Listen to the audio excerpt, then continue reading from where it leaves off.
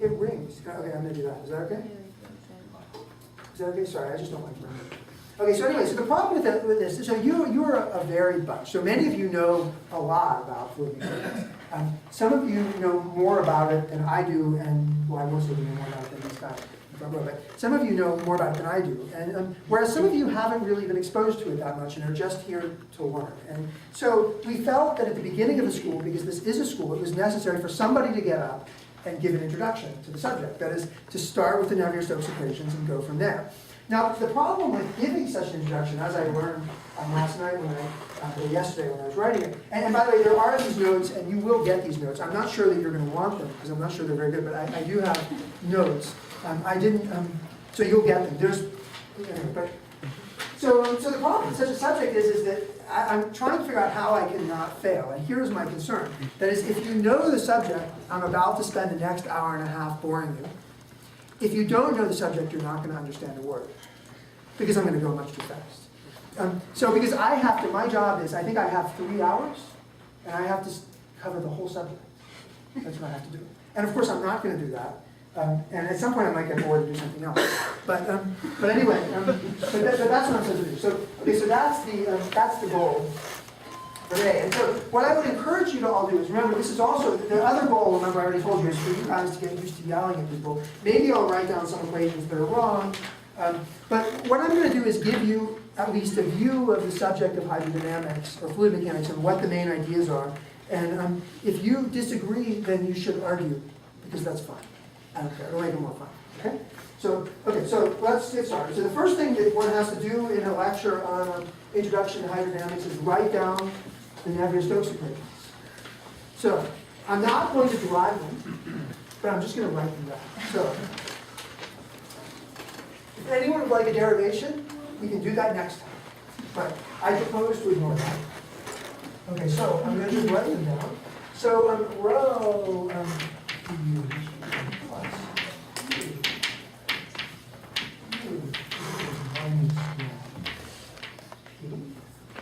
plus. So I'm also setting notation. Plus gradient plus F. So this is the equation of momentum balance. Actually, let me write down the equation of mass conservation, and then let's talk about them. So there's an equation of mass conservation. So dt rho plus the divergence of rho u is equal to 0. So these are almost the entire equation of motion. They're not actually complete, as some of you know, and as I will tell you in a moment. But these are the equations of motion. So, okay, so what do these symbols mean? So we're imagining a fluid, like the gas that's in this room. The fluid has a density rho. So rho is a density, which is in general a function of x, y, z, and t. There's a velocity field, u, which is a function of x, y, z, and t. There is a pressure, P. So P is a pressure, which is also a function of x, y, z, and t. And then we have an F. So this represents a force. So this is a force. Of course, there are lots of types of forces that could be acting on our fluid, and throughout the school you will see many different ones, and so for the moment let's just leave it as F, and we'll talk about it later. So let's see, what else do I have to say? So these two, so eta and zeta. So eta is what people call the dynamic viscosity. Does anybody know what zeta is called?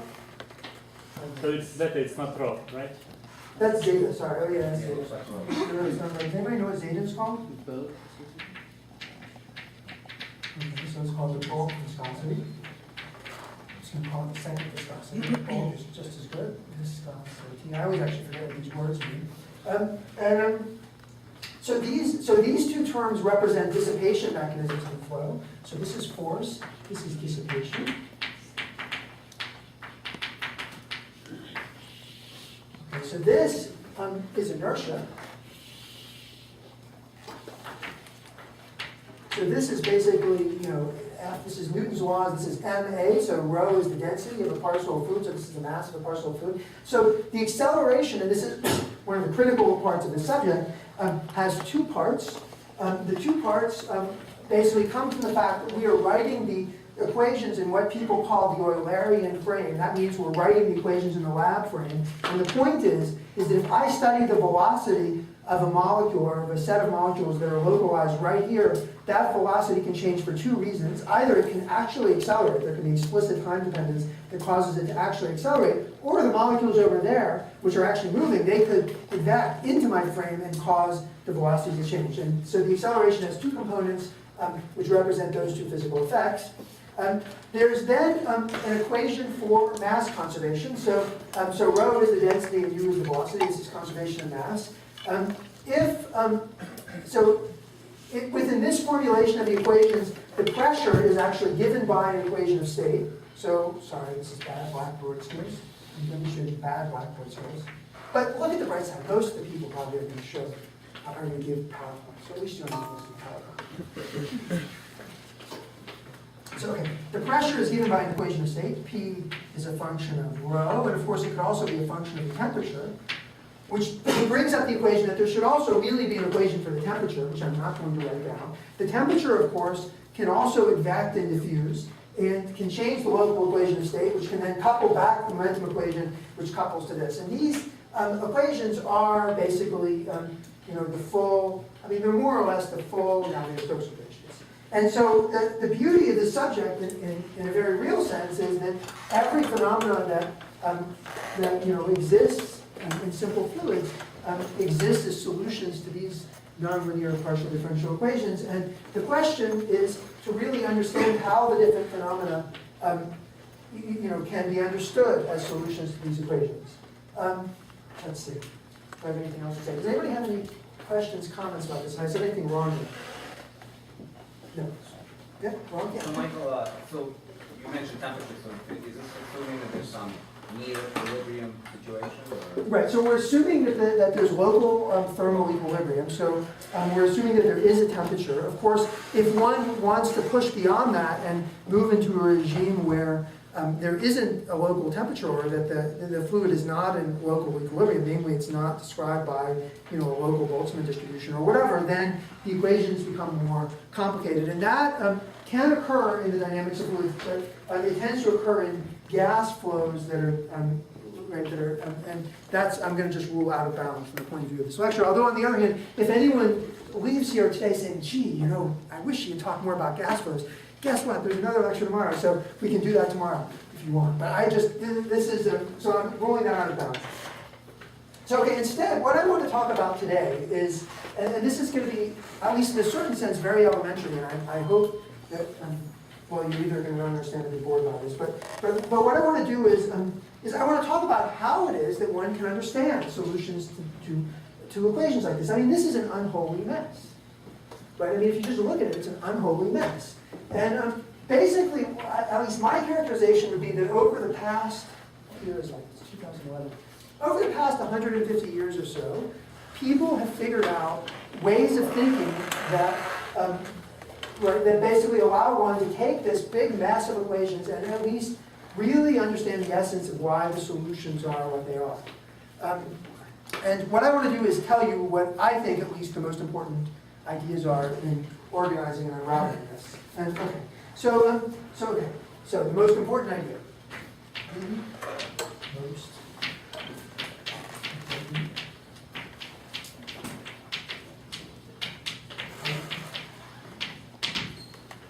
So actually I should write them. So what are we supposed to do? What to do? This is the mess. And of course at the beginning, like in the 19th century, what people did, we'll talk about what people did in the 19th century. We'll talk about that. I'm not going to tell you what they did. Because if you read the books and you ask what was it like then, people didn't really, I think it was not understood what I'm about to say. It was sort of understood, but it wasn't understood in all of its glory.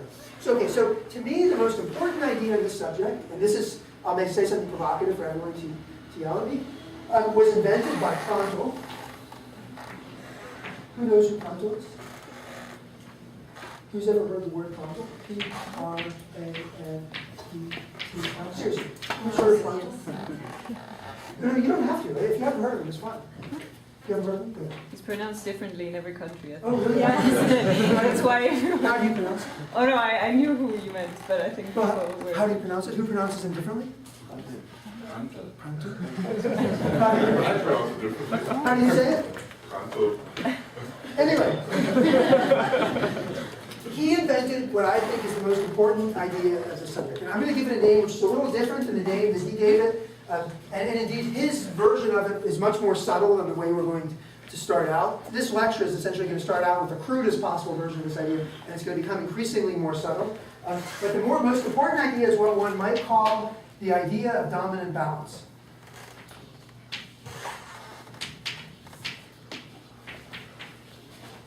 Okay, so let me explain to you what I mean by this. So the idea of dominant balance is the following idea. So we have this equation. It's a nightmare. There are all of these terms. It's terrible. And there's no way that you're ever going to understand something in which there are all these different terms or all of these different effects that are basically going on at the same time. It's just not possible. In fact, so what are you supposed to do? So what you're supposed to do is you're supposed to look at the equation and you're supposed to hope that in the particular situation that you're interested in, that many of the terms don't matter. And so you delete them. That's what you do. And basically the game is you keep deleting things until finally you have something you can understand. Then you understand that, and then you have to decide if it's correct. That's the idea of dominant balance. Okay, and it turns out, and so there's the crudest version of dominant balance, which probably those of you who have taken fluid mechanics are subject to. And I must say that the first time that, actually I never, this is perhaps an admission, yeah, I'm on tape actually, so that's actually good. I've never taken a course in fluid mechanics.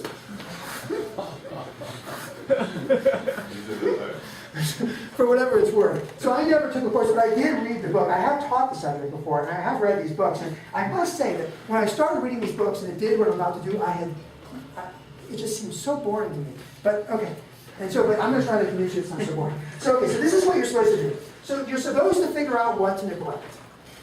Okay, so if you want to figure out what to neglect, then you need to basically be able to estimate the sizes of the different terms in the equation, right? Because you don't know, I mean, in a particular situation, what's going on, so you have to be able to estimate the sizes of the terms. So let's estimate the sizes of various terms. So let's estimate sizes. So Michael, when you say that this is what we call duty physics, I mean, everywhere in physics we do that. Sure. Dominant balance. I completely agree. This is everywhere in physics. No, I completely, this is a good comment. So dominant balance, this is not unique to fluid mechanics. This is the way that all of physics works. I mean, if you want to study an atom, then you're allowed to neglect the effects of quantum chromodynamics. Whatever. That is, you're allowed, that this is how everything, this is how science works. If you study biology, right, then you're allowed, if you're interested in microtubules, you might consider yourself allowed to neglect the variations in the concentration of some chemical. This is how science works. This is not unique, and I think this is very good. This idea is not unique to fluid mechanics. To me, this is the most important idea in theoretical science, period. What is unusual, I think, about fluid mechanics in this regard, and Leo, you can argue, or anyone can argue with me about this, is that I think that this is a subject where the subtleties that can come when you delete things and the issues that come up really first became apparent in all of its glory. And in particular, Prandtl's example, which we will discuss. That is, I think it's this is a much more subtle game than you think. Part of the reason that I think this happened first with fluid mechanics is that, as I said, it is a very old subject, so it's been around for a long time. Number one, and number two, I mean, even the physicists don't like studying nonlinear partial differential equations. So, but we have no choice. Okay, so let's estimate sizes. So, okay, so let's imagine, so you have to estimate from something. So let's just imagine that our flow, so imagine that the flow that we have has some velocity scale, U naught is the velocity scale. It has some length scale, L, that's the length scale. And I don't know, so like for example, at some point today, if we get to it, I'm going to tell you my theory of fireworks, which is, I think, wrong. But anyway, so just to give you an idea of a velocity scale and length scale, so those explosion thingies that you saw last night, they were going outwards at some speed and there was some length. So that's velocity scale and length scale. Okay, and then what you're supposed to do is estimate the sizes of the different terms. So let's just do this. So let's see, so let's estimate the size of the UDT using these numbers. Well, if I want to create a time scale using a velocity scale and a length scale, then the way to create a time scale that is something that has the dimensions of 1 over time is to consider u naught over L. So u naught over L has the same dimensions as d by dt, and u, of course, has the dimensions of u naught. So what I might say is that the size of du dt is u naught squared over L. Now similarly, the size of u dot grad u, well, let's see. So u has a size u naught. When I take a gradient, I'm dividing by L, and then I'm multiplying by u naught. And so that also has a size u naught squared over L. So that's convenient. According to this estimate, both of these terms have the same size, namely u naught squared over L. So then what we want to do is compare that, and this is the game, because we want to delete things. So one of the principles of life of deleting things, if you're ever interested, is whenever you delete things, you always delete something relative to something else. You're not allowed to just say, quantum chromodynamics is small, and I don't care, so I'm going to delete it. You have to compare it to something else, right? So therefore, we have to actually take another term in the equation and estimate its size and compare the two. And the sort of what I'm going to do right now is viscosity. I'm going to eventually, actually, these flows are going to become incompressible. The bulk viscosity is going to go away. But so for now, I'm going to just do this one. Although you can obviously do this with more terms. I'm writing out a blackboard. I'm not doing a very good job using blackboard. I apologize. But the viscous term, basically, eta Laplacian of u, well, that has a size eta u naught over L squared. So that's the size of that. And now the game is that what we need to do is compare the sizes of these terms to each other. So if I want to consider the ratio of the inertial terms to the viscous terms, well, that's, what is that? So that's, oh, and I forgot the rho, remember, there's a rho here. So I have to multiply by rho. There has to be some density still. Rho. So the inertial terms have a size rho u naught squared over L. The viscous terms have a size eta, what is this, u naught over L squared. And this ratio, when you work it out, is u naught L over eta over rho. And this is a famous number, which is called the Reynolds number, thank you. So this is called the Reynolds number. And people, it's so important that people actually there are other reasons for this too, but this quantity, eta over rho, is called nu. It's what people call the kinematic viscosity. It has the dimensions of a diffusion constant. And the Reynolds number is the number that differentiates between the sizes of inertial terms and viscous terms. And so the thing about fluid mechanics as a subject, and this is the part that I guess I found when I started reading these books, and I still find it actually, I found to be rather prosaic, is that there are all of these dimensionless numbers.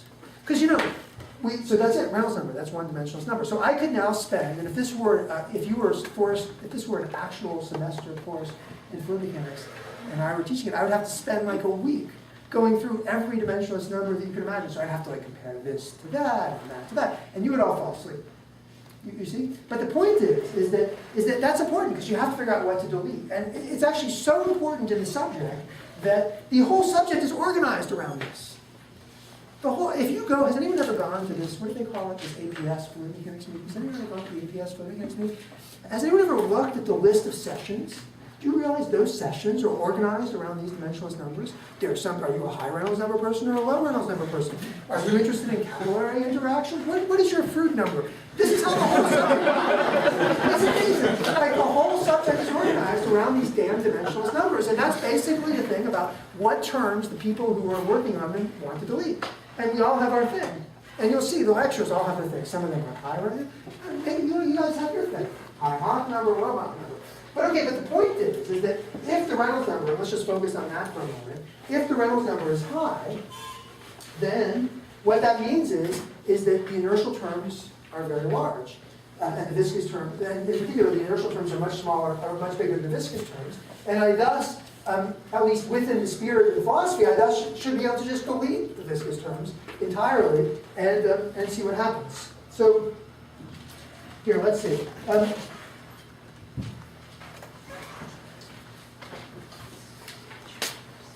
Let me just, sorry, I just want to... Right, okay. So later in this talk, as we get to it, which hopefully is, I'll start accelerating because we'll all get... So I wrote much of this when I was on the airplane. So I decided when I was on the airplane to calculate the Reynolds number of the airplane. So I'm not going to do that for you because you're going to be bored. It's in these notes that you're going to get. So I calculate the Reynolds number of the airplane to be 10 to the 7th. I don't know if that's right. That's right. God, I basically said that the speed was, I don't know, it was 200 miles an hour. I don't actually know what it was. So that's like 10 meters a second. That was what I got in the airplane. And the airplane, I figured had a size of about 50 meters. And then I turn out, I know the kinematic viscosity of air. That's 0.1 centimeters squared per second. I have some of these numbers in my head. We're actually going to calculate that in a little while, actually. We're going to calculate the kinematic viscosity. Because you know what the hell? I mean, these are numbers you can look on the books. We should be able to calculate them. But for now, let's leave that. Anyway, so I got, and it's in these notes that you'll all get. And if it's wrong, you'll tell me, I got 10 to the 7th. So what that means is that in my airplane, this is amazing, the inertial terms are 7 orders of magnitude bigger than the viscous terms. So therefore, if you're like interested in airplanes, you're totally good at deleting this. And actually, you might as well delete that too. So you're totally good. That's just an amazing thing. So we've just gotten rid of it. So now isn't that great? Now our equations are simpler. So, and that's the thing. So now if on the other hand you were a small Reynolds number person, so small Reynolds number people are people who study things. Is anyone here a small Reynolds number person? Actually, most of you are small Reynolds number people. So I'm sorry. Okay, so you guys, that is you small Reynolds number people out there, you study things which are very slow. They're very, very slow. And so for you, and you don't like inertia, so what you do is you delete those terms. You often, actually, most of you probably, I don't know of any small Reynolds number people who keep this term. Although that would be an interesting thing to consider. In fact, if anyone's bored, why don't you try to figure out if there's a small Reynolds number problem, let's keep that term too. Everyone deletes that. Then you get to delete this. And now your equations are linear. And small Reynolds number people are all very proud of themselves. When they give talks, they stand up and they say, my equations are linear. Have any of you ever said that? Probably. It's at the beginning of talks, because we all the equations are linear, they're reversible, blah, blah, blah. So, okay. And there's all this stuff about that, but that's just deleting these terms. So, okay, and then there are lots of dimensionless numbers. And I don't know, in these notes, I like, I felt like I needed to put more in. I'm not going to go through this. That's the good thing about printing this out. It might be wrong, but at least it's not. So I like put in other dimensionless numbers. So I'm just going to tell you what I put in. Oh, the next one I put in was Mach number.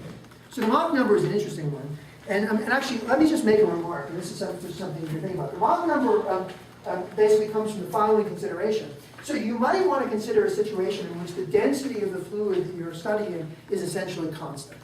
So if the density is essentially constant, so let's see, let me erase. So if I make rho essentially constant, then if I look at, so suppose I say that rho is essentially constant. So I'm allowed to do that. So if I do that, then if you look at this equation, you say, well, if rho is essentially constant, then the time derivative of rho shouldn't matter because it's constant, and it's constant, so I should be able to pull it out here, so now that's gone, So there. And now rho is constant. But now what's happened is something magical. So now the pressure, which used to be determined by the equation of state, it can no longer be determined by the equation of state because rho is constant. Let's just assume the temperature is constant too. We're ignoring temperature. And so now actually the pressure becomes what is essentially a Lagrange multiplier in these equations whose job is to project out and make sure that the velocity field that it's solving for is always incompressible. So P is a Lagrange multiplier for incompressibility, namely for the divergence of U being 0. Now if the divergence of U is 0, then you get to delete this bulk viscosity thing. So let's delete that. And that's the approximation that happens when you assume that rho is essentially constant.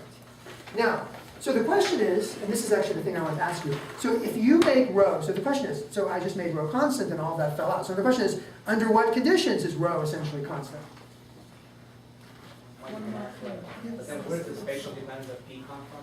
So the spatial dependence of P comes from the fact that P has to be spatially dependent in order to, point-wise in space, ensure that the divergence of U is 0. So you have to, so said differently, one way to do this is if you simply take the top equation and you take its divergence, then basically what you discover is that this term goes away because this is the time derivative of the divergence of U. The viscosity term goes away because it's now the Laplacian of the divergence of U. So you now have Laplace's equation for the pressure, and with a source, which is the divergence of U dot grad U, and since U dot grad U, since that's heterogeneous, the pressure is going to be heterogeneous. So the spatial dependence is required in order to basically enforce incompressibility. So okay, back to where I was. So I said rho is essentially constant. So the question is, under what conditions is rho constant?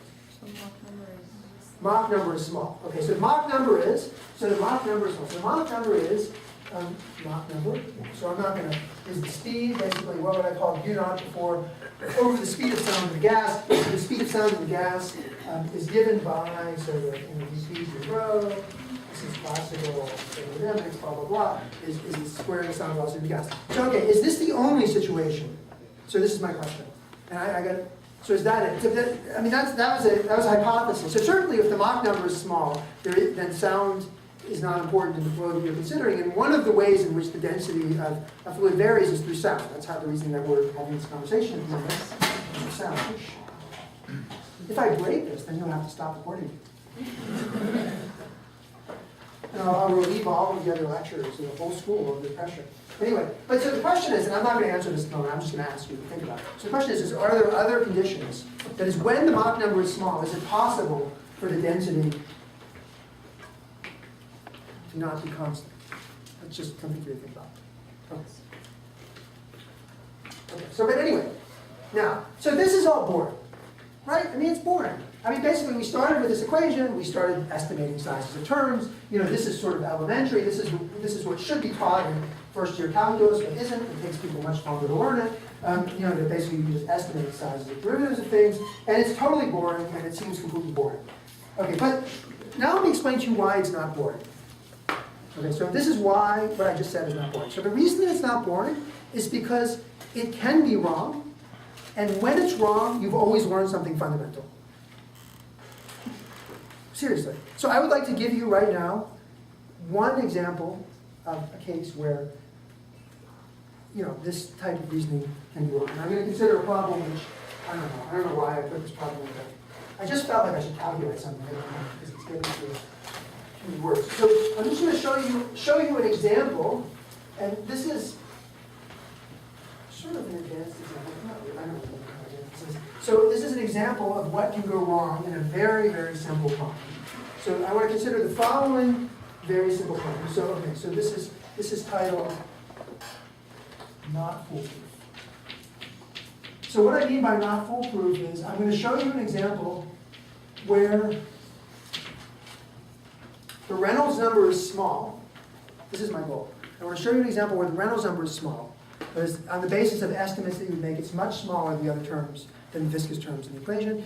But yet, if you neglect the nonlinear inertial term, you have a fundamental misunderstanding of the flow. So I'm just going to show you a simple example of that.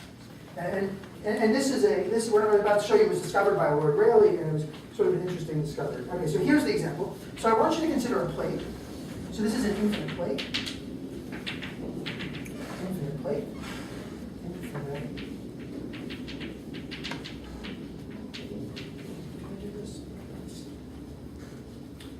Okay, and I'm going to imagine that this plate is oscillating back and forth according to a law. It's oscillating sinusoidally back and forth. So I'm just going to say U plate has some magnitude U plate, and then it's times. Actually, I don't think this is I'm going to just write E to the other t.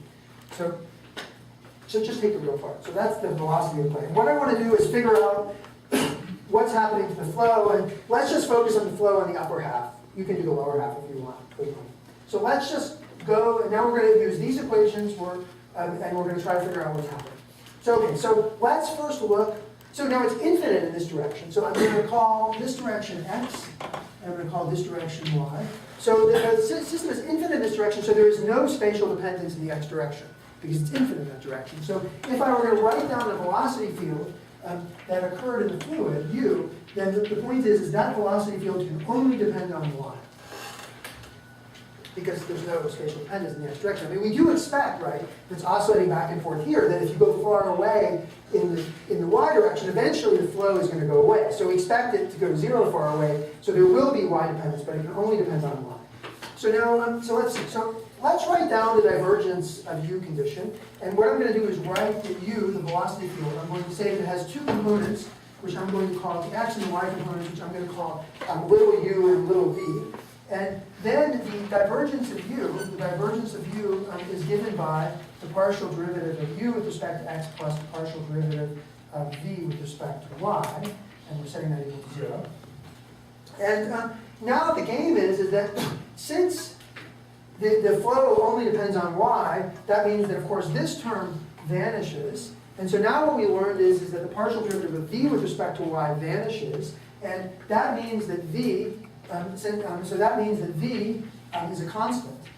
But since at the surface of the plate, V is 0, because the plate is only going back and forth. I didn't tell you that the plate was moving up and down. That means that V is equal to 0. So that means that the velocity field is actually U is U of y. So it's actually just U of y pointed only in the x direction. So that's the velocity. This is the simplest thing you can possibly do. So okay, so now what I'm going to do is take this, which we've now discovered, and I'm going to put it into the flow equations and see what we get. So this is just a simple little exercise. This isn't very exciting, I apologize, but there is a point. I have a point I'm going to make, because I just want to show you that things can be more subtle than you think they are. Michael, are you assuming like you can't have some symmetry breaking in the x direction, so the velocity becomes, even though it's, the boundary condition is homogeneous in the x direction, you break translational symmetry? So I'm assuming at the moment that the velocity field has no dependence on x. I will break that, because that's when it becomes interesting. Say again? It becomes more interesting when you break that. I mean, you're pointing out quite correctly that, what the hell is this, an infinite plate? There's no infinite plate. Even if, right? So that means there has to be some x dependence, and so it's going to become, anyway, we'll get there. Give me a minute. So okay, so now I'm gonna take that velocity field and plug it into the equation of motion. So let's see, so what do we have? We have rho, if I consider the x component as du dt plus u by dx of u plus v by dy of u minus dxp plus eta times dxx plus dy of u. Now, of course, since u only depends on y, and since v is 0, we don't have this term. So the nonlinear term actually vanishes identically. It's not even this small. It vanishes identically because of the assumption about the nature of the flow. The pressure gradient, there is no pressure gradient because there's no flow. That is there. Actually, let me leave this. So the d by dx vanishes, and so now basically what I have is that rho dt of u is equal to eta dy y of u minus dxp, and I would like to argue that the pressure gradient has to be 0, and I think what I'm going to do is I'm going to say, well, the flow only depends on, maybe the pressure gradient has to be 0. I think I'm going to appeal to boundary conditions far away. I'm going to appeal to boundary conditions as we get very, very far off the plate. Since the pressure gradient, that is when I go far up in the y goes to infinity direction, then there is no pressure gradient. I'm allowed to specify that, and so therefore it has to be, and it's 0 there, so therefore it has to be 0 everywhere. So that's now also gone, and now I'm left with this really simple, trivial little equation for the velocity. Now, this equation is called, has a name. No, sorry, it's the diffusion equation. I'm just trying to make this interactive. I remember, I told you, I told you this lecture was going to be a failure. At least I admitted it at that time. But you're either going to be bored or it was going to make no sense. So hopefully I'm at least making that. So so this actually, if I divide by rho, then if I divide by rho, which I can go to blackboard, and this is new. So this is the diffusion equation, and what I would like to do is find the spatial dependence of the velocity field. So the way that you do that, and this is really very simple, is I just say that u, which is a function of y and t, is equal to e to the I omega t times some function, let's call it f of y. And if I then plug into this equation, then the d by dt brings down an I omega. So I have an I omega f is equal to nu f prime prime, where prime now means derivatives with respect to y. And this is now a second order differential equation that has two solutions. The solutions to this are basically a linear combination of, so let's see, so if I, so the solutions to this are basically e to the, let's see, e to the y, let me say, e to the y over delta times, I have to take the square root of I. So the square root of I is e to the I pi. Sorry. So this is either, this is 1 plus or minus I. No, minus, this is important, I have to get the signs right. So no, it's minus, okay, I'm going to do this more carefully, so this is the danger. Now I'm going to be careful. So okay, so I have to take the square root of I. So what is the square root of I? So I know I'm going to embarrass myself. soon enough. So here we go. So I is e to the I pi. So this is either e to the I pi over 2.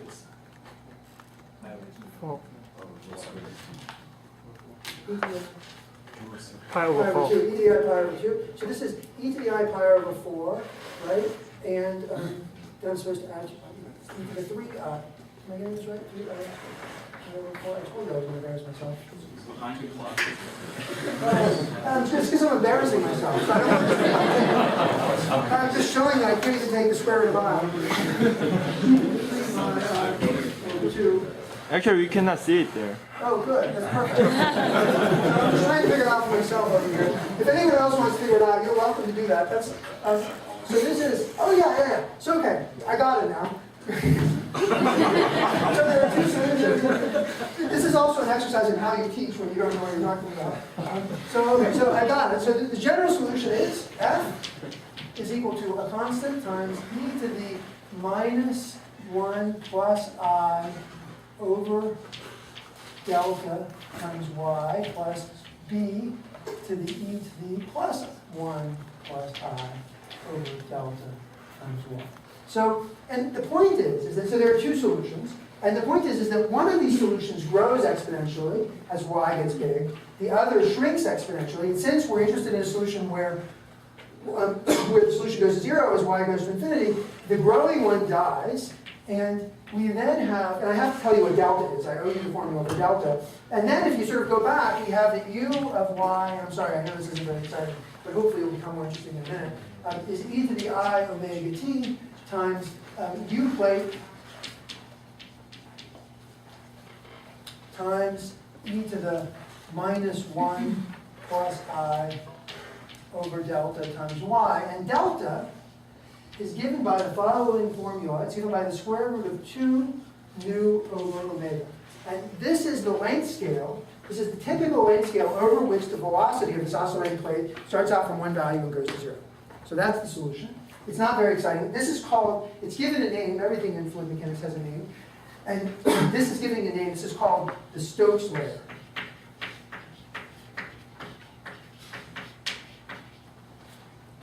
And it's sort of boring. Okay, so now let's think about this for a minute. So, let's see. So u dot grad u was 0, exactly. So the size of du dt is, of course, of order omega times u plate. And I'm allowed to make omega as little as I want. I can do whatever I want. I'm going to make omega. My plate's going to only oscillate once a year. But what this says is that even if I do that, at least, actually, this is a question as much as a statement. I really can't neglect the d omega dt, the du dt, relative to the viscous terms. I mean, at least if I do that, then I miss this behavior that we're seeing, which is that the velocity field decays from one value to 0 as it goes to infinity. So if I don't, I mean, that is, if I don't keep it, even though it sort of seems small, I mean, omega times u, right? That seems then I'm making a fundamental error, and the reason for the fundamental error, and this is sort of one of the things that happens in fluid mechanics frequently. This is a simple example. Is that when if I look at this thing, if I want to compare the du dt to this term, I have to take y derivatives. And the problem that I have is that unless I actually solve the problem, I don't know what sets the scale of the y derivatives. I mean, you could say it's the length of the plate, but that was infinite, so you can't use that scale. And there is no other scale, so now you're in trouble. So you can guess. So you see, this is a case where the canonical wisdom, this is very simple, I'm sorry, it's embarrassingly simple. The canonical wisdom sort of fails because you can't, I mean, what length are you going to use? And what happens actually is that the length turns out to be delta, which actually depends on omega. So actually what happens is, in this solution, right, is that even if omega is small, so it looks like the u dt is small, delta actually is becoming enormous. So that 1 over delta squared, which is the second derivative of y, basically keeps pace with the omega. And that's basically how this works. So deleting things can be tricky. But this isn't the most subtle part of this problem. So now I'm going to show you the more subtle part. This sort of relates to what Leo said. So I mean, look, so there are no infinite plates. Yes. Can't you generate the time, the length scale with U and omega? I mean, the way you did it with the other problem that you initially mentioned, you did U naught over L is the time scale. So what if you actually make the length scale with omega? Because omega Oh, is... no, to be sure, no, exactly. So, okay, so the right way to talk about this is to make a length scale using omega and say, well, look, there's a length scale. So look, I'll give you advice. If you ever see something oscillating, there's always a length scale, the square root of nu over omega. Your first reaction when you see something oscillating, you always should compute the square root of nu over omega and see how big it is. Very important. But that's a different idea, right? There's not an L. Like, we started out with this philosophy over here, it's an L. This was a generated L. And this is a very simple example of a generated L. I mean, it's so simple that it's almost embarrassing. Like, why is he wasting my time telling us this? But the point is that again and again and again, there are generated scales and generated time scales and length scales and things like this. And the estimates that one thinks one's making when one goes through and does this dominant balance thing, I'm convinced that the time scale of a flow is a second. Well, what if you're wrong? So, when I say the time scale is a second, because the length scale is the size of this eraser. Right? So, and that's it, that's the time scale. Then you say, oh, okay, good, so that means you can delete it. But the question is was I right in generating that scale? And this is why the subject, I think, is actually so interesting, is that what often happens, and this is not rare, it's almost, anytime anyone does, that is the system generates, it actually generates scales, it generates length scales and time scales that you have to solve as part, I understand, as part of solving the problem. And indeed, that's the question, right? That's often the question is, what are those length and time scales? So, and this is just a very, very simple example. So let me show you something else that can go wrong, because I actually think this is sort of amusing. So let me show you that if you do what Leo suggested and break for spatial invariance in the x direction, that actually the nonlinear term becomes critically important, even if the flow velocity u, plate, and omega are extremely small. Well, let me just show you that it's so important that if you miss what I'm about to tell you, you will miss the whole point of the flow. So, okay, so now why is this? So, look, there are no infinite plates. This is the other thing about this subject. And of course, as Leo alluded to at the beginning, this is true of all subjects in science, but it's just put on such a clear platter of fluid mechanics that it makes it interesting, is that we start with idealizations. Consider an infinite plate. Well, there are no infinite plates. You say, well, if I'm a little, micron-sized bacteria and I live on this eraser, then it's infinite. Well, no, actually, it's about, what is it, micron? It's about a million, there are about a billion body lengths. It's not infinite. So that means there is going to be some spatial dependence. Even if you live in the middle, there's going to be some. It's going to be weak, it might be small, but there's going to be some.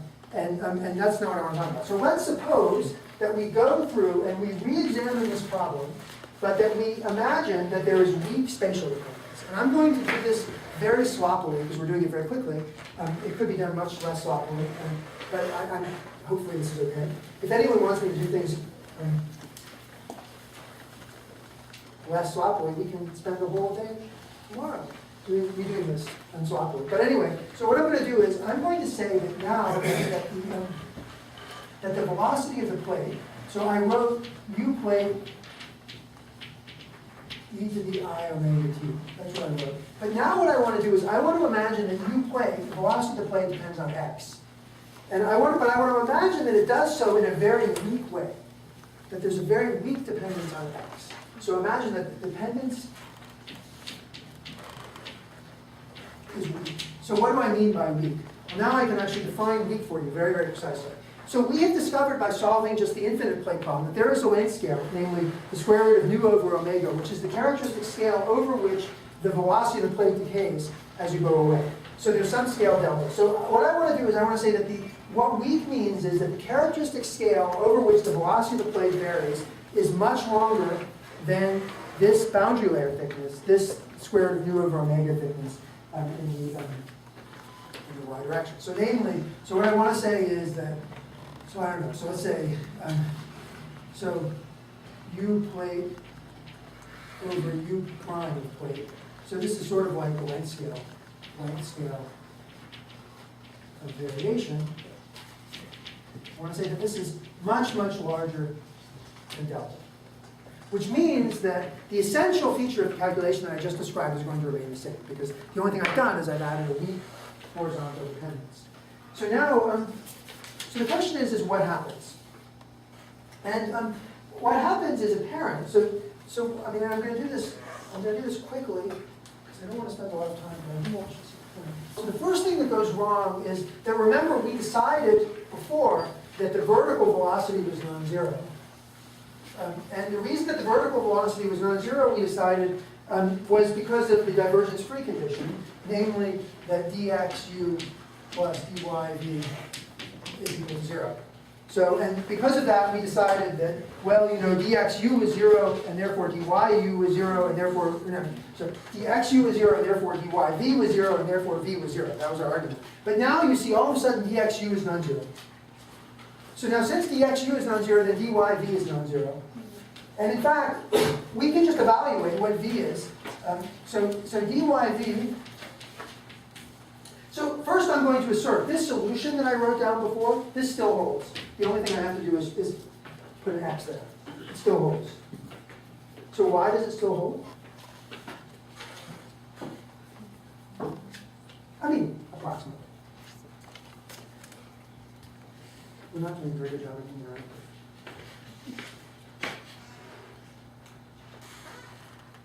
Well, the reason it holds is because the velocity of the plate is varying on a scale which is much longer than this boundary layer thickness. And so if you imagine that you're like this little microorganism on the surface of the plate, and the thing is varying, you know, over 1,000,000 times your body length, basically from the point of view, your point of view, U plate is basically constant, and there's an oscillatory boundary layer on top of it, which is given by that formula, and then there's weak dependence on x. So this formula basically holds. Now one can be more precise about this, and you can spend an hour calculating the corrections to this, but I'm going to ignore that because I instead want to make another point. This formula basically still holds, and therefore using it, I can now calculate dyv, so I can write this is minus dxu, which is equal to, let's see, this is minus du plate dx times e to the I omega e times e to the minus 1 plus I y over delta. I have the y dependent, so now I can just integrate this. Now I'm not going to integrate it for you because I've already embarrassed myself calculating the square root of I. And integration seems like it's much too advanced. But what's going to happen is you're going to get a formula. So you guys can all go home. You should all go home. Someone said, are you giving us homework? And I said, no, but here, just consider, if you like homework, go do this. This is an interesting calculation. So you just have to calculate the integral dy, right? dy prime from 0 to y, e to the minus 1 plus I, y over delta. And then it's times these factors, minus du plate dx e to the I omega t. Okay, so now there's a v. There's a vertical velocity field. Okay, so why do I care about this? So let's now consider the nonlinear inertial terms, which we, neglected. Actually, before we didn't even neglect. Before they absolutely vanished. So let's consider the nonlinear inertial terms. So let me just consider them. So if I write u dot grad u, well, for the x component, what is that? That's u dxu plus v dy u. And now you see that both of these terms are non-zero. And we have explicit formulas for them because that's v, and you have u, so you can plug it in, and they're both non-zero. Everybody agree? Does anybody not agree that those are non-zero? There's a u, there's a v, they're not non-zero. Now, on the other hand, they're small, right? I mean, at least if this thing is oscillating so much that it's once a year that it's oscillating back and forth, they're very small. That is, from the point of view of the Reynolds number estimate that we did at the very beginning of this lecture, then you should get rid of them. They're tiny. Because they scale, the size of these terms scales like the square of the velocity. And if the velocity is small, if the Reynolds number is small, then you should be able to neglect them. But yet, I claim that if you neglect them, you miss something fundamental about this flow. Anybody know what it is? This is sort of a test of how much. Non-linearity? What? Non-linearity? Well, there is nonlinearity, but remember, we basically said before that we were allowed to neglect the nonlinearity if the Reynolds number is small, and I'm telling you now that the Reynolds number is small, right? Because, I mean, look, I chose it to be small. I basically am going to make U plate to be small, and now I have a characteristic length scale of variation. It's the characteristic length that U is varying, right? And I'm going to divide by U. Make that 10 to the minus 100. I don't care. Just make it small. So the nonlinearity is supposed to be small, but yet I claim that if you neglect it, you're missing something fundamental about this flow. Talking about acoustic streaming? Yeah, so you know too much. Yeah, Okay, it's so- pretty streaming, right? Acoustic streaming. So anybody know who knows what acoustic streaming is? Okay, so acoustic streaming is the following fact, which was discovered by Warren Rayleigh, which I think is really quite remarkable. So although these terms are indeed small, let's now compute their time average. Let's time average the size of these things over a cycle. And I'm not going to do this calculation. This is an exercise for you to do. So time average means, what I would like you to do is take these things, and I would like you to integrate the integral of this from 0 to 2 pi over omega. So just do this integral over 1 second. You see, the thing is that u is sinusoidal, and v is sinusoidal, but it turns out that the phases of u and v, when you go through and do this carefully, are such that these integrals do not cancel. So you started out with this oscillating thing, but these integrals don't cancel. They're small, but they don't cancel. So what does that mean? If we go back to the Navier-Stokes equations, if the time average, if I take the time average of so much of an oscillating thing, the time average of an oscillating thing is 0. If I take the time average of that u thingy over there that we computed, that's 0. The time average of that is 0. The time average of that is 0. But if the time average of u dot grad u is not 0, then the only way that these equations can be satisfied is if the velocity field of the flow actually gains a component that is not oscillating. That's the only way the equation can be satisfied. Because look, right, if this has a 0 time average, that's our own solution. That has a 0 time average, then the pressure has a 0 time average because it's basically just slaved by E to the I omega t. But that has a non-zero time average. The only way that you can get a solution is if there's also a component that's not oscillating. So this is amazing, right? So all of a sudden we took something that was oscillating, and we said the nonlinearity was small, but yet the nonlinearity generated a steady flow. And that's called acoustic. And that's an example. This is just a simple example of where approximations can fail. And it's always the case that when the approximation fails, one of those things that are fundamental, these things, and that's but one example. So, okay, questions? This took much longer than I thought. Is everybody bored? Are you bored? I'm not bored. I'm trying not to get bored. It's Very very, very interesting. There's just a lot of things I'm not getting. Are these notes going to be available for Yeah, us these notes to are really gonna happen, yes. to carefully look? Are you going to be available for questions? Yeah, I'm here. we can go. No, I don't want to take up all. What was No, your no, I'm name? happy to. Sorry, I told you at the beginning, this is the problem with this lecture. It's like I'm doomed to fail. You're either bored or it makes no sense. So I'm happy to spend time talking about this for anyone who's interested. What's the name of the entry that the gentleman over there called that you said he knew Oh, too much? Could you write that down? Right, this is called acoustic streaming. Sorry, yeah.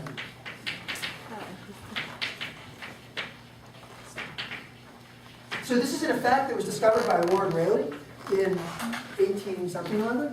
And basically, I believe Warren Rayleigh discovered it by taking a sphere, a small sphere, and he oscillated it with very, very small amplitude. And he asked what happens. Now, if it's a sphere, then locally on the sphere, as you know, as Copernicus, who is it that discovered that the Earth was a sphere? Not Copernicus. Anyway, somebody discovered that the Earth was a sphere. So as you know, that a sphere locally it looks flat, which is the reason that people were confused for a while. So locally it looks flat. It's like a flat plate oscillating up and down. And so it's like this flat plate problem. But of course, the component of the velocity is actually oscillating. Is changing as you go around. So it has precisely the ingredients that I just described. That is, if the square root of nu over omega is much smaller than the size of the sphere, it has precisely these ingredients. And what Warren Rayleigh showed, when you oscillated, that actually if you put stuff far from the sphere, the stuff would get sucked in towards the sphere at a steady rate, which is very, very striking, right? And it is absolutely very flow. And it's useful, but it's also interesting. I think it's philosophically interesting. Is that? Yeah. So in the first part where we were assuming still that there's no dependence on x, was because you started saying that we can make our own assumption, but still we learn. So the thing we learned was that we have this boundary layer. Is that right? not? Right, exactly. So when we said you didn't depend on x, what we learn, so what you learn when you make these crazy assumptions, like let's consider an infinite plane, is you learn what happens in a certain limiting case. Yeah. You don't know that that's what you're doing when you do it. This is why the subject is so hard to understand. Yeah. Why lectures like mine are so hard to understand. You start with it's an infinite plane. You say, well, there's no, but okay, but what we really meant by that, we then discovered from the calculation, is that we want the new plate to vary on a scale much larger than delta. We didn't know about delta when we Yeah, so started. we learned what delta is. We which learned is what delta is, the that's decay right. of the y That's component, right. and then we can use that. And then we can use that to describe the x direction. And if anyone likes math, you can basically, I mean, probably some of you have to suffer through this. I mean, we could cover the entire blackboard calculating corrections to these things, and it's as boring as all hell. And I basically, I won't even do it, and I'm supposed to be a mathematician, so. So a couple of questions. So the one observation, I mean, this is a beautiful example, but it's just anytime you have nonlinearity, cosine squared, cosine omega t squared as a constant. No, it's going to happen, yeah. Whenever you have nonlinearities, they generate So- harmonics and all Right, so one should generic, so it's, I completely agree with you. Generically, one might expect that nonlinearities, when things are oscillating, should lead to steady components. But the fact is that within the history of fluid mechanics, right, that is, I mean, you can imagine getting yourself into the case where this is a surprise. I mean, I agree that these things happen. We all know of lots of cases where these things happen, but, this notion of estimating and deleting is dangerous. That's what I'm Well, and trying to also say. in this case, I guess it's this danger of deleting something compared to zero. I mean, in effect, Right. this is the only term Yeah. that's. That's right. But the question I had is your x variation that you're considering of u is just on the scale of the plate? Is Yeah, that, that's what I'm imagining it's like a sphere, it's like this chalk oscillator, right? Right. If the chalk were oscillating fast enough that the square root of mu over omega were much smaller than a piece of chalk, then there would be horizontally varying flows on those. Right, so that's what that gradient is. It's one That's what that over the gradient size of the plate. That's right. Okay. Other comments? Okay, I'm going much slower than I thought, but that's okay. Maybe these lecture notes will also work tomorrow. Okay, so, good. Yeah, so actually, for whatever it's worth, where am I going? So, just so that you all know, so the next, so there are 3 topics that are left in these lecture notes. So, you passed them around now. So, the first topic is dimensional analysis. I'm now going to do dimensional analysis, in which I think I'll spend most of the time talking about my theory of fireworks that I think is wrong. Because we saw fireworks last night. And then I was going to describe to you the meeting organization in terms of deleted terms. Because that's why I didn't say it at the beginning, because I thought, well, but anyway, I think I'm going to ignore that. So this meeting is organized, I mean, these guys, low Reynolds number, high Reynolds number, everybody has, you got that.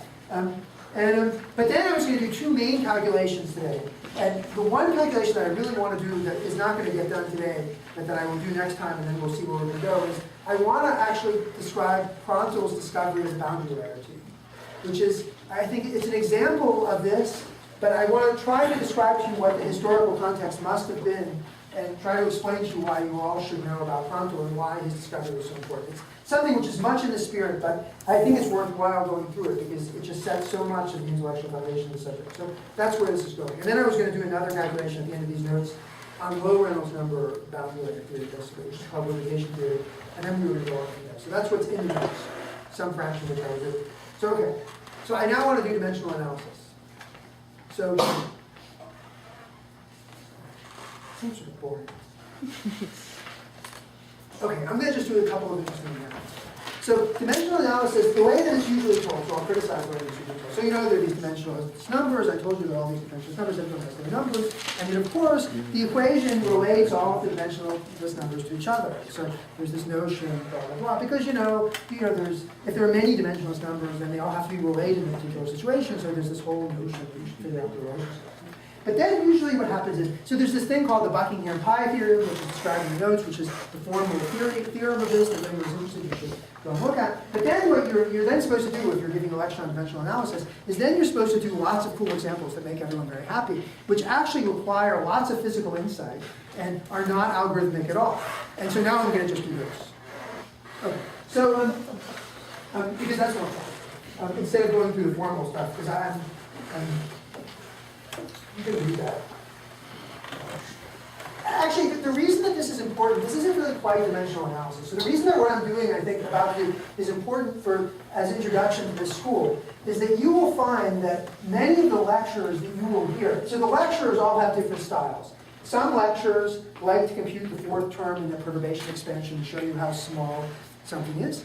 some lectures like to just estimate things and tell you the sizes of things and then go on. And dimensional analysis, as I'm about to do it, is really about the latter. And you will see many people will get up and sort of make essentially dimensional arguments. So it seems reasonable, therefore, to just consider them in a generality. So I have a list of various things that I'm going to do. I don't know. I'm not going to do them all. I want to do fireworks, though. That's what I really want to do. Does anybody know how to prove the Pythagorean theorem by dimensional analysis? Does anybody not know this? It has to be one person who does that. Who doesn't know how to prove the Pythagorean theorem by dimensional analysis? Leo, you don't know this? Oh. Okay, so then I'll tell you. Okay, so here it is. Sorry, this isn't. It's now. Okay, so here it goes. Okay, so this is a triangle. It's a right triangle. It has a hypotenuse that I will call L. So it has some interior angle that I will call phi. Okay, now the area of this triangle has the dimensions of length squared. And there's only one length in this problem. This completely characterizes the triangle. And so this is just given by L squared times some function of phi, which I will not even calculate. So there's some function of phi. So this is the only dimensionally consistent formula with the notion that this is an area. So and this formula has to apply to all right triangles because I just took an arbitrary right triangles. So okay, so now what I'm going to do is take this and bisect this angle. I'm going to make two other right triangles. And where did it go? And now actually I have two right triangles, and the hypotenuse, this is not blue, it looks blue, the hypotenuse of these two right triangles are respectively A and B. And this one has an interior angle phi, and this one also has an interior angle, which is also phi, because if you sort of go do trigonometry from high school, you'll determine that that is phi. And so these two little right triangles also have areas, and the area of this guy is A squared f of phi, and the area of this guy is B squared f of phi. And so since the area of the two triangles is the same as the area of their intertriangle, that is now proved using Pythagorean theorem. Okay, very good. This was fun. Okay, so now, let's see. I know it's boring. Okay, so now, does anybody know what the density of water is? Kilogram per meter cubed, gram per centimeter cubed. Does anybody know what the density of ethanol is? Okay, does anybody know what the density of motor oil is? Of what? Motor oil? Motor oil? How is it like 100? What is it? Is it two guess? It's got to be around 700 or 800 kilograms per meter. Motor oil? 20. 20? You think it's 20? Yeah. So has anyone ever noticed that all matter has about the same density? Isn't that interesting? You're talking about the air on this? The air doesn't. All solid matter has the all fluid matter has the same density. It's basically the same. It doesn't change much. Isn't that What peculiar? about Mercury? Who? Mercury. What's the density of mercury? You're on the web. You can tell. It's not bad. It's 9 times the density of water. It's 9 times? Okay, good. So So if everything has about the same, except for mercury, we can talk about mercury, then it makes sense that you should be able to calculate it. And I actually, you should be able to calculate the density of water. Has anybody ever calculate the density of water? First principles. Okay, here, I'm going to tell you my calculation. Here it is. And it's going to work for all fluids. It's going to be wrong for mercury, but we'll have to study why. So basically, what is a fluid? So there's mass. The mass is basically a proton. So it's basically the mass of a proton divided by a Bohr radius cubed. I'm not going to actually. The Bohr radius, actually, I was going to calculate the Bohr radius for you, but I'm not going to do that. So the Bohr radius you can also calculate from conventional analysis. The Bohr radius is whatever. It's this thing you want to quantize, h bar squared over the mass of the electron times e squared. And this is about a nanometer. So the Bohr radius is the reason that the nanometer is the relevant, is an important length scale in life, which you all know. And this, if you calculate this, and I would encourage you to all go through this, I did this, I got that this was 1.4 grams per cubic centimeter. That's pretty good. So now you can, you can now make a theory of mercury if you want. You guys can go home and make a theory of mercury. So what's so great about this argument is that, yeah, it gave us 1. You can see you can't have something that's that much smaller than 1. It's just impossible. If someone came and told you I have a liquid, right, that has a density of 10 to the minus 2 grams per cubic centimeter, it's one interesting liquid. Now you know, actually, what the definition of interesting is. And so now you can make theories. So that's pretty good. So, okay, that's the density. So what about the viscosity? Does anybody know the viscosity of water? Does anybody know? Let's do the kinematic viscosity. the problem with viscosity, right, there are these two viscosities. Right, there's eta, right, and then there's nu, and eta is equal to rho times nu, but I already did rho, so I'm going to just forget about rho. So let's just do nu, which is the diffusivity part. So this has the dimensions of the diffusion constant. Does anybody know what the diffusion constant, what the viscosity of water is? It's 1,000 SI units. Viscosity of water? This is an important number. This is a fluid mechanical. Hey, do you know viscosity of water?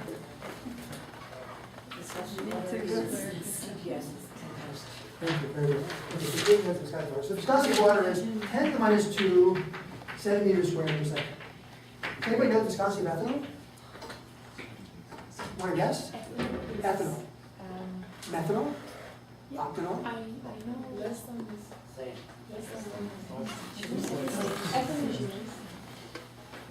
So actually, most things have the same viscosity. Does anybody know something which has a viscosity which is much larger than the viscosity of water? Glycerol. Glycerol. That's interesting. Glycerol is good. Okay, does anybody know anything else? Silicone. Silicon oil. Okay, good. Okay, good. So let's calculate the viscosity of water. Does anybody know anything which has a viscosity much smaller than the viscosity of water?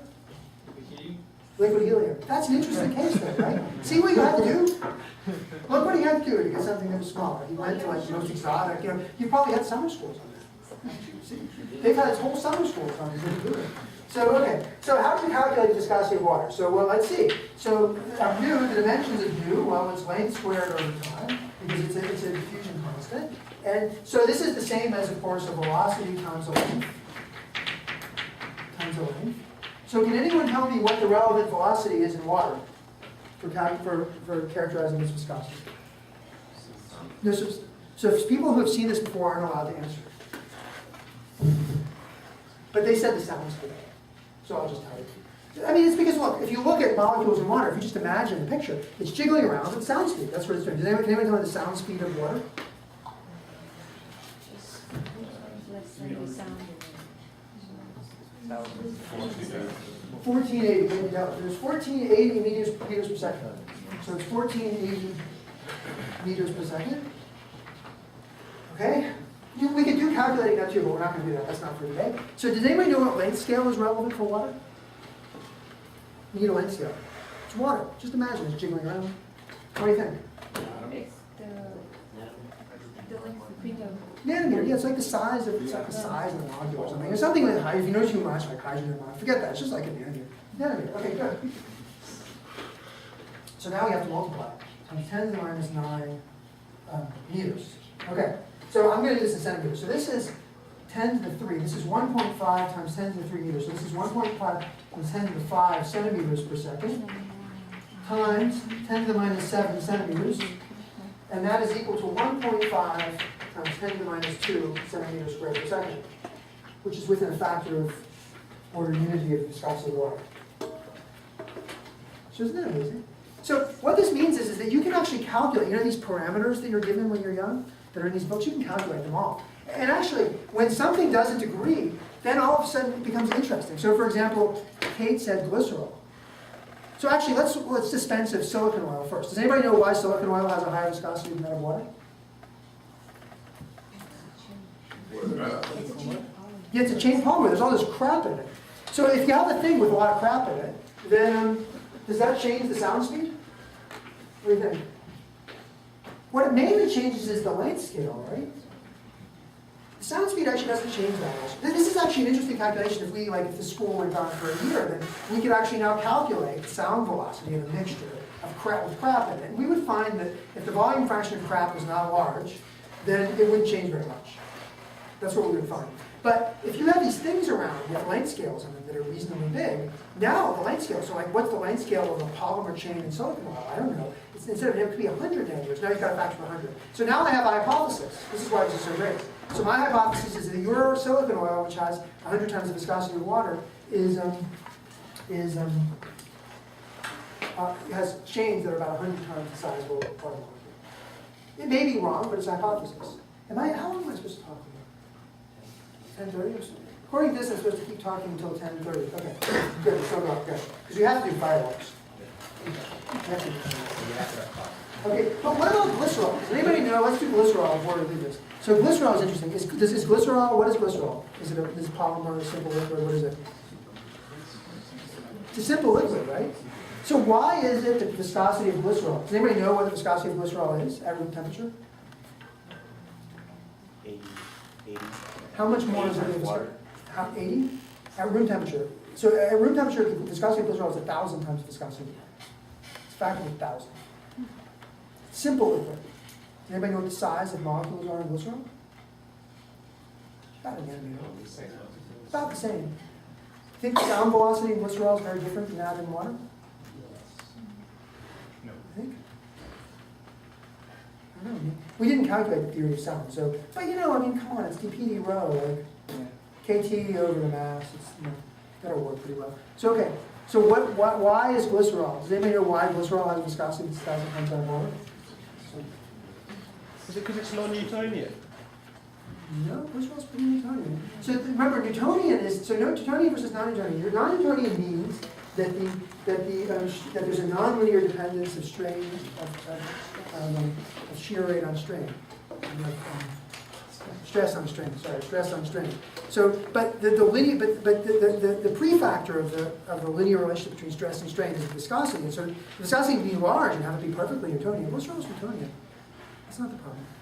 Maybe hydrogen bonds can make structures larger than the size of the Okay, good. So that's good. So now we're getting there. So, okay, so there's something going on in glycerol which is peculiar, which is basically making structures larger than the size of the molecule. So it turns out that glycerol, the glass transition in glycerol is, do you know what the glass transition in glycerol is? It's just below, it's like minus 50 C or something. It's not that far away. And basically, as you all know or may know, that when you approach a glass transition, the characteristic length scale of the structures actually diverges. And so essentially what's happening is that we're feeling at room temperature the remnant of the glass transition, the phase transition in the material that's not too far away. So, okay. It's 1,000 times the length. And according to this hypothesis, 1,000 times the length of, and you can go test this, maybe it's wrong, but you know, it's okay to say things that are wrong as long as they're interesting. No, I'll rephrase that. As long as you learn something. That's what I'm going to say. People say things that are wrong that are interesting. Okay, so let's see. I have, I was going to calculate the radius of the Earth. Sure? We're okay? Or we get, okay, we're not going to get to Prandtl today, but okay. Let's calculate the radius of the Earth.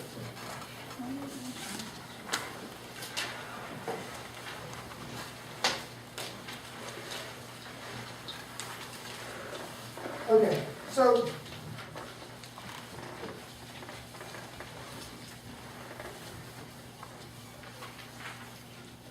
actually this idea, the idea that I'm about to show you, calculating the radius of the Earth, I stole. There's this wonderful article by Bill Press that is called On Man's Size. It's in here. So yeah, it's called On Man's Size. Actually, the reference is down here. The reference is here. Actually, it's called man size in terms of fundamental constants. So he tries to calculate man size in terms of fundamental constants. He gets like a centimeter. But anyway, in the middle of the article, he has this very interesting argument that basically calculates the radius of the Earth. So let me show it to you.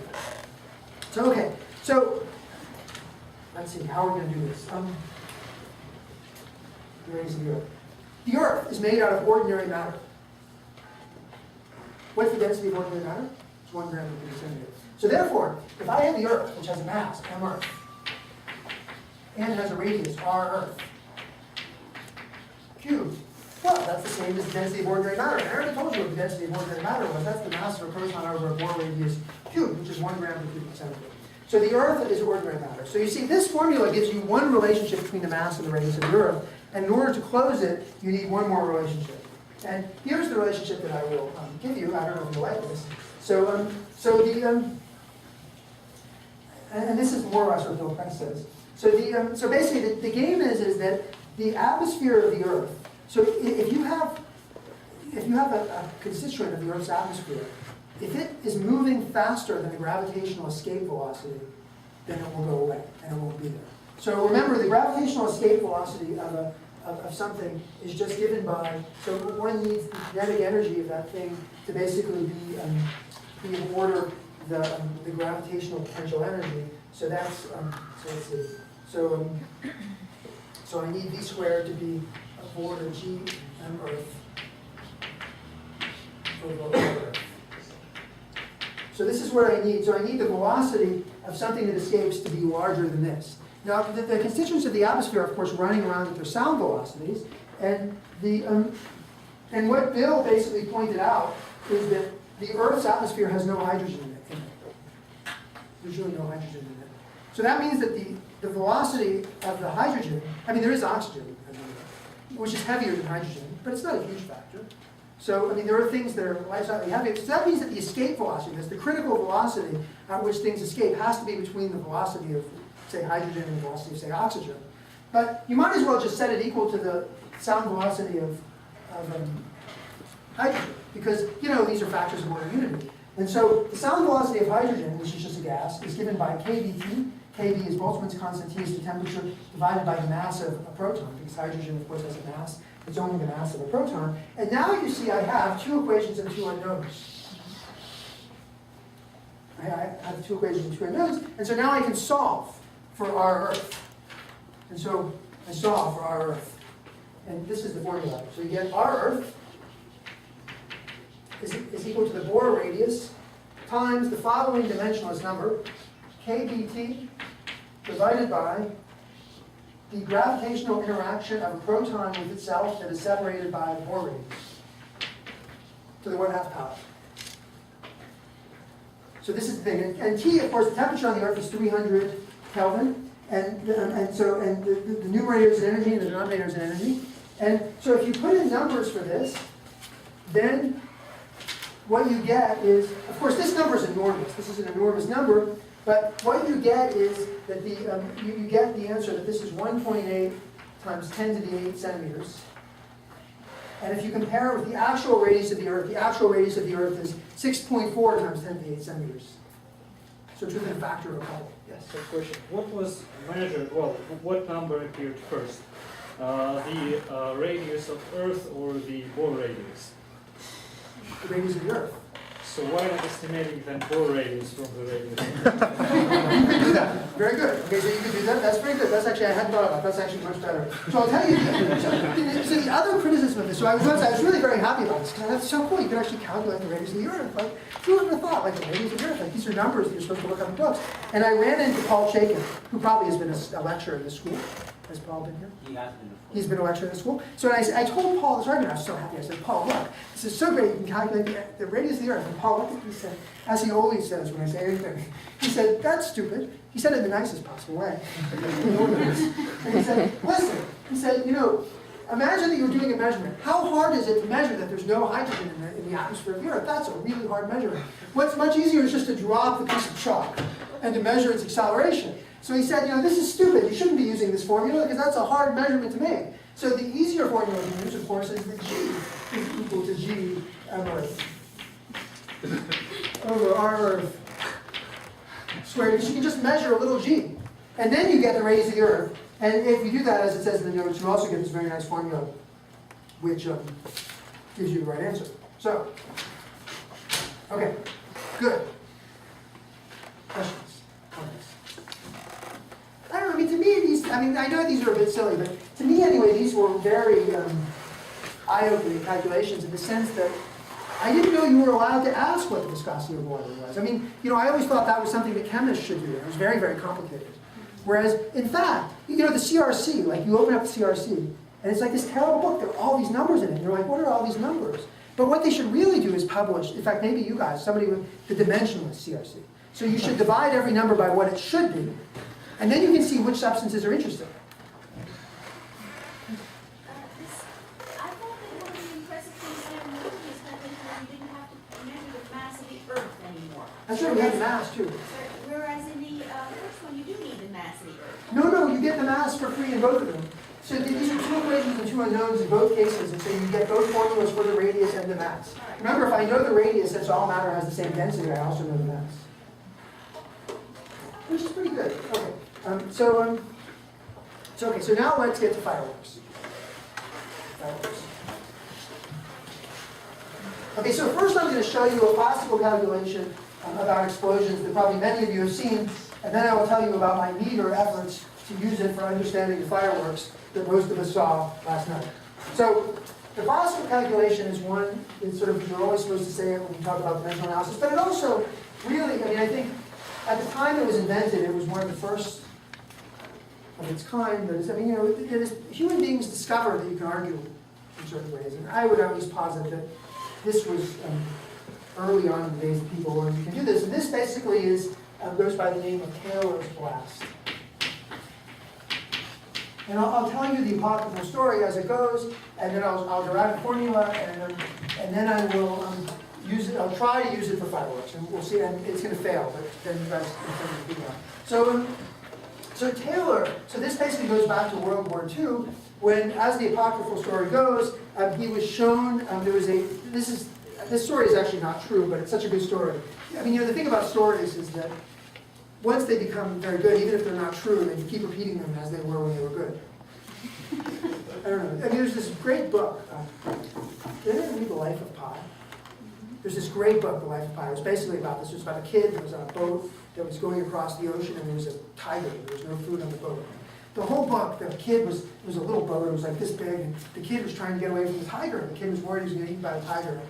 Then basically, you're reading this book, like, what's going to happen to this kid? He's going to get eaten by the tiger. And then at the end of the book, they said, well, that's one way of looking at the story. There's another way of looking at it, which actually probably is true, but it's not nearly as interesting. So let's go with the first version of the story. So that's sort of like this story that I have to tell you. It's not true, but it's kind of. So the story is that Taylor. So there was the atomic test explosions in the 1940s, and there was a picture on the cover of Life magazine with the blast wave from the first atomic test explosion, and Taylor called up his friends out of Los Alamos and said, could you guys please tell me the energy of the blast? And they said, no, we can't tell you the energy of the blast. That number is classified. And so he then proceeded to compute, as the apocryphal story goes, the energy of the blast from the picture.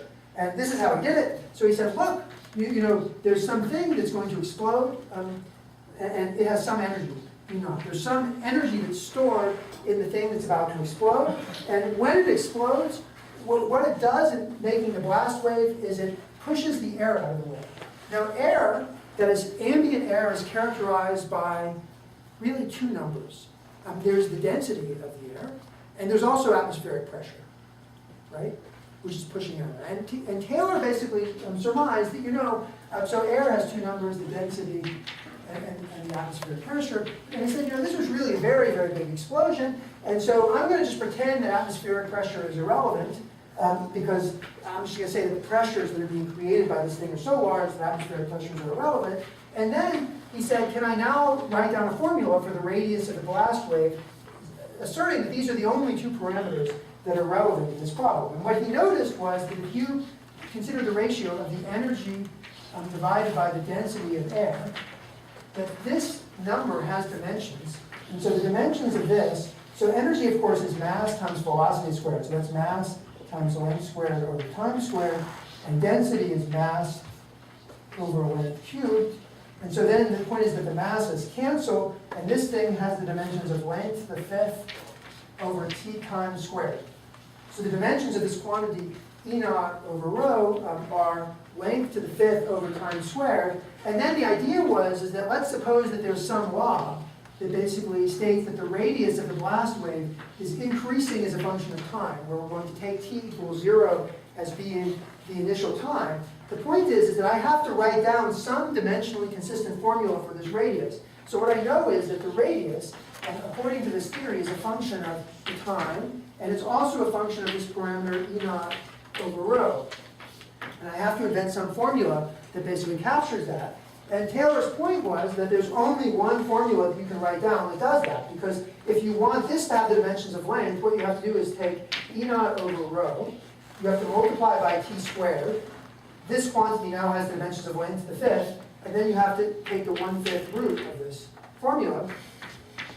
And that gives you the radius. That gives you the radius of the blast wave. And the story is that he simply plugged in the numbers for the time and the radius and calculated the energy.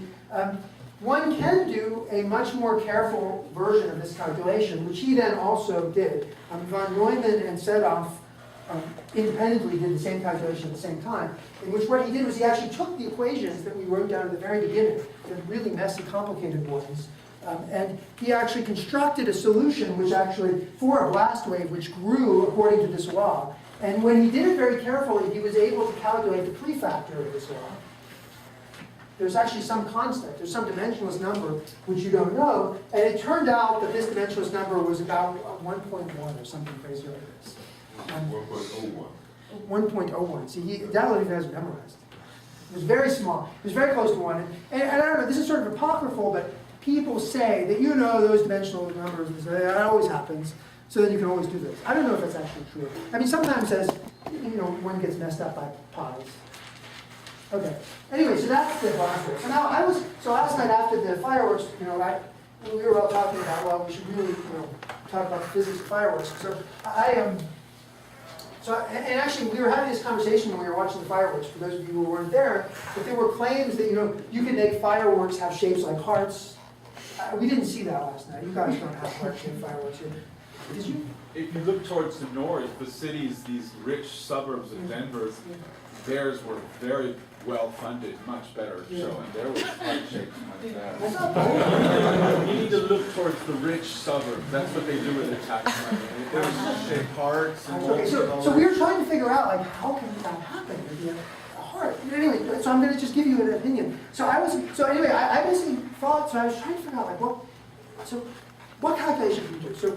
So last night, I basically decided, well, maybe the one calculation that we can do is we can calculate how far, when you watch fireworks, at least in Boulder, they are basically all spheres. There are a couple of rings, but you guys agree, they're basically spheres. So in Boulder, you only have to explain spherical things. Now, we can talk about the non-spherical ones when we're done with the spherical ones, but let's talk about the non-spherical. So I thought, well, maybe what we can do is we can explain the radius of those things that we saw. The lights coming out? You guys saw it. So there's this thing that went boom, and there are all these lights. And so I was like, radius. So I was like, maybe we can explain that radius. That was what I wanted to explain. So I want to explain that radius. So there are two options for this. So one thing you could do, and this was the part, is that you could say that, well, look, so the light, these things are exploding outwards. They're of course exploding outwards according to this law, I should say. Now Detlef, actually, who may or may not show this in his talk, there was once an explosion in a fireworks factory in Enschede, which was right next to where Detlef works, and maybe he'll show it to me, he'll show it to them sometime, maybe you don't have to. But anyway, there's a movie, someone took a movie, basically of the blast wave, and they then fitted this beautiful teeth of the two fists, and they used it to basically figure out the total energy that was in the fireworks factory. So these things actually, this is a really good law. It's not, at least as long as the assumptions hold. So anyway, one thought for what's setting this radius is that there's some amount of time that the lights are on, because there's some chemical reaction, right? It's basically, it's causing them to turn on. So imagine that the lights were on for time tau. So tau is equal to time that lights are on. And that's some chemical time. I don't know what it is. It depends on the chemical reactions that are in the fireworks. Then one hypothesis that you might have for what was setting the radius is that you take this formula, you take Taylor's formula, so this is R Taylor, and you simply evaluate it at that time. So that's one formula. Now, if that were the answer, it would be very depressing, because then you'd have to go, and I just was too tired last night to do this, to go and look up the characteristic time for the lights to be on in firework reactions. But so, yes? Why is it clear that the Taylor formula should work here? Because for the explosion, it was homogeneously pushing air out of the way, whereas for fireworks, it seems that it's discrete objects, the sparklers or whatever, that basically light up and are shut out as projectiles. So there are things, so my view of this is the following. This may be wrong, actually. In fact, everything about this may be wrong. Because it's shot up, as a projectile. It's got some mass. It's given some momentum. The heavier it is, and this is important, actually, in thinking about the design of fireworks, the heavier it is, and then for a given momentum, right, it won't go as high, right, because you're giving it some kick. I don't know how we're giving it some kick. There's probably some other explosive on the ground that's giving it the kick, actually. So it goes up, and then what I'm imagining is at that point, it explodes. Because that's what happens. You see it from the points in space. That's what you see. So I'm basically now asking, once the thing goes up, it hits the point where it explodes. There's some timer or something in it, and it goes, and I want to calculate the radius of that. And there's all this crap that comes out. I don't know what it is, and we're going to talk about this, but for the moment, but you would imagine that that blast wave. So I mean, there is an issue of whether or not, and this is actually very important, and this is sort of whether or not the light wave actually corresponds to the blast wave. So the blast wave, a la Taylor, has the following feature. If you were to plot the density of air as a function of radial distance outwards from this thing, it's going to look something like this. That is, it's going to basically asymptote at the density of air, and in the middle, there's going to be some depletion, basically, that's going to exist. And this is the radius, this is RT, and in the full solution to the Euler equation, this is the radius that's propagating. And there is a real question of whether that's going on. But anyway, this is just, let me tell you my calculation and then you can yell at me. I guess what I'm saying is if your calculation is wrong, my guess is because in the Taylor calculation, that bunt you talked about, where the density falls off, is the same as where the light falls off. Whereas I think that's true for the fireworks. Okay, so let me show you my calculation and then we can talk about how it's working.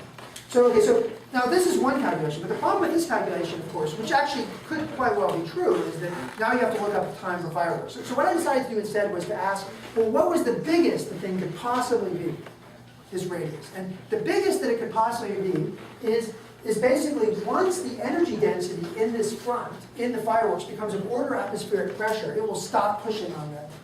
It will stop accelerating. This thing is accelerating. It will stop accelerating.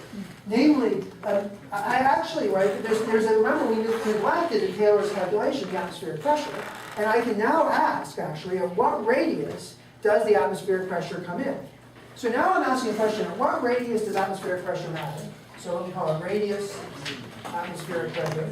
And that radius actually only depends on two things. It's a function of the energy of the blast and atmospheric pressure. That's the radius at which the atmospheric pressure is actually pushing so hard that this thing can no longer continue to explosively expand. And going through the same thing, I mean, pressure, of course, is an energy density. Pressure is an energy density, right? Pressure is an energy. So that means that this formula, I think I might have done this wrong. Maybe that's my problem. So this is E naught over P atmosphere to the 1/3.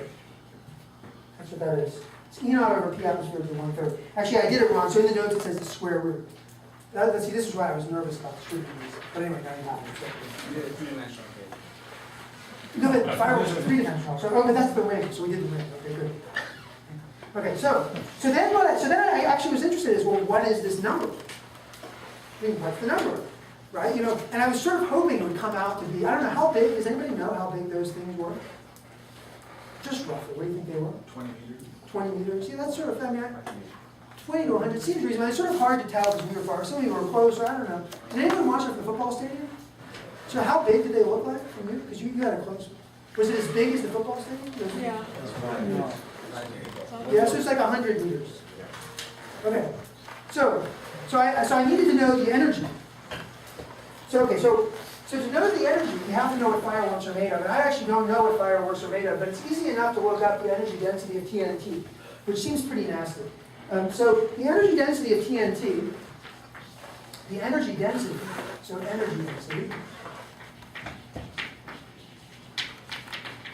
TNT, which must be what, I don't know if anyone knows what fireworks are made of, but I mean, it turns out this is 5 megajoules per kilogram. 5 megajoules per kilogram. So now if we want to know the energy, we have to multiply by the size of the fireworks. So the size of the fireworks is constrained because the bigger it is, the harder it is to get it up in the air, and there's some explosive on the ground. So you really want to do this, you have to work that out too. And I didn't have time to do this because it was really late last night and I was sort of tired. But so I don't know how heavy a firework is. Does anybody know? I said that it was 100 grams. That's hard to know. Oh, good. Okay, if you make it bigger, it'll be better for me. You think it's a kilo? Have you ever picked up a firework, like the big ones? Really?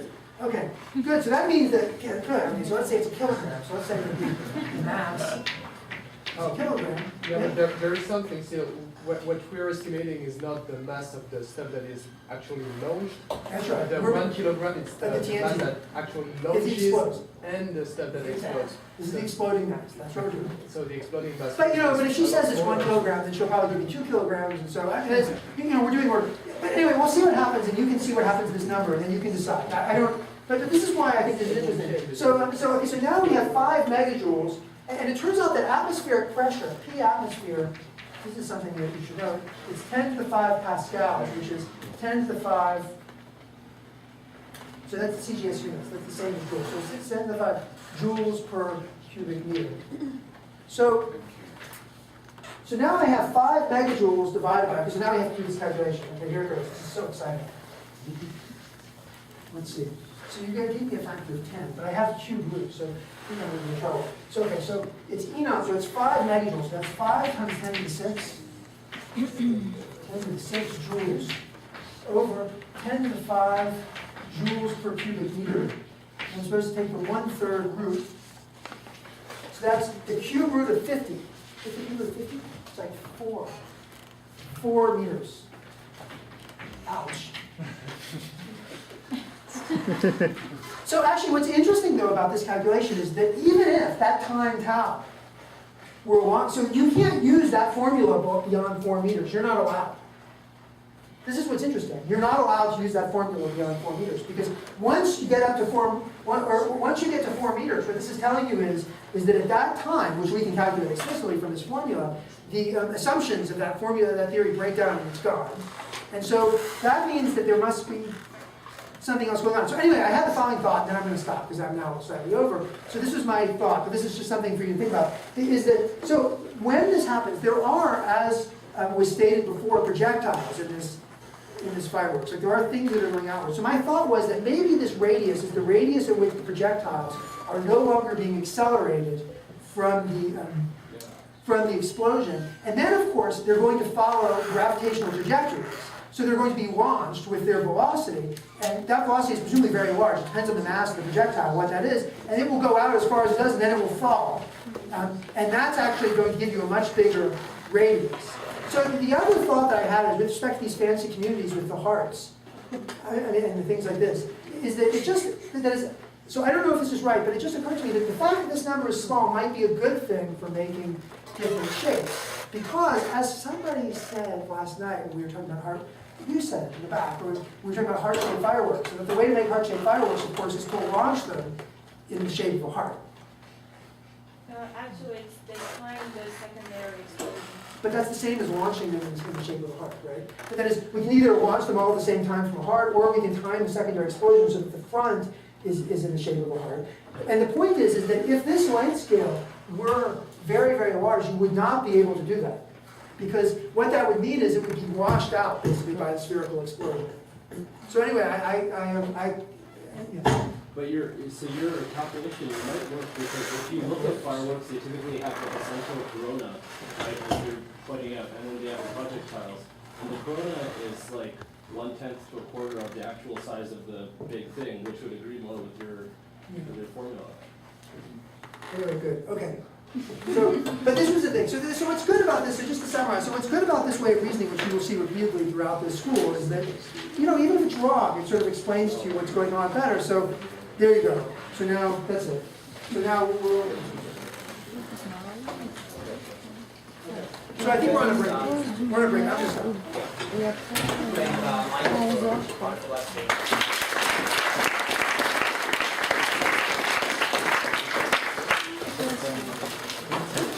for the record.